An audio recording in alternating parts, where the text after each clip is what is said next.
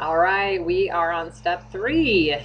So this video we are going to review how to actually send out a review notification to the employee and what that looks like when the employee is complete and the supervisor needs to do their part.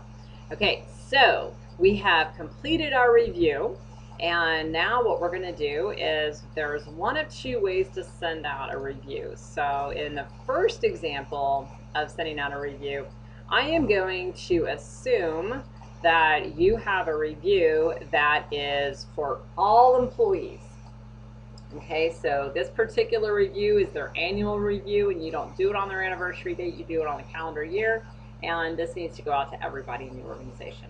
Okay, so I've gone to self-serve, I'm in the utilities area, and there's a place called Mass Review Setup.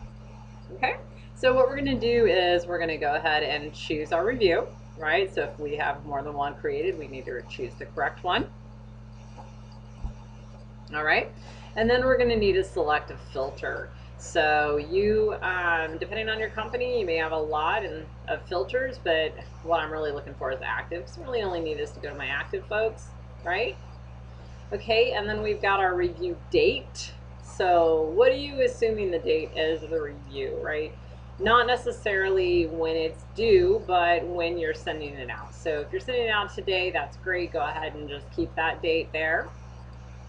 And then the assign to user group, right? So if we are assigning the completion of the review to a specific group of employees. Now this becomes really important because who's going to ultimately complete the review, right? So the employee does their part, and then who does the next part? Is it a supervisor, right? So if that's the case, then you would need to have a user group that had everybody in it that would potentially be doing the employer part of the review.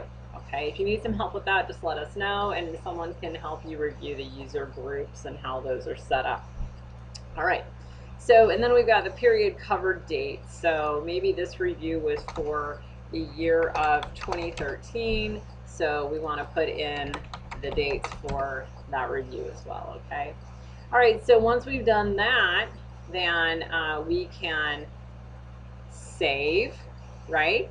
And then if you notice, if I go on down the list of employees, I'm going to be assigning out this review to all employees. Now, obviously, I'm in an actual active employee database.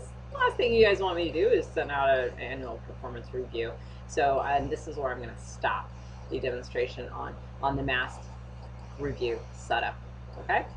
All right, so we're not going to complete that. But that's how we would send it out to a huge group of people all at one time. And then you have a second way, and that is if I go into HR. All right, so and if I've got my reviews here, now this would be if we're doing more of a one-off. An example of this would be if you have like a 90-day review. So someone's been with the company for 90 days and we need to send out a review for them. Okay, so I can go ahead and assign a review for this person. And again, if I have more than one, I would choose it.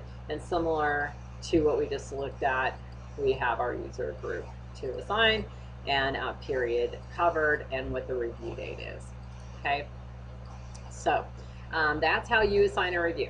Now, once I've assigned the review, what ends up happening, right, is the employee is going to get an email notification that they have something to do, very similar to when they have an enrollment due for benefits, or if you guys are using us for your exchange notifications and those are sent out. So they're going to get an email. When they log into MyPay, they're going to get a pop-up that tells them that they have a review that is due, and then they will be able to go into their to-do and complete their performance review. Okay, so that is the last part of step 3, and step 4 that we'll talk about in a little bit will show when the employee part is complete. All right.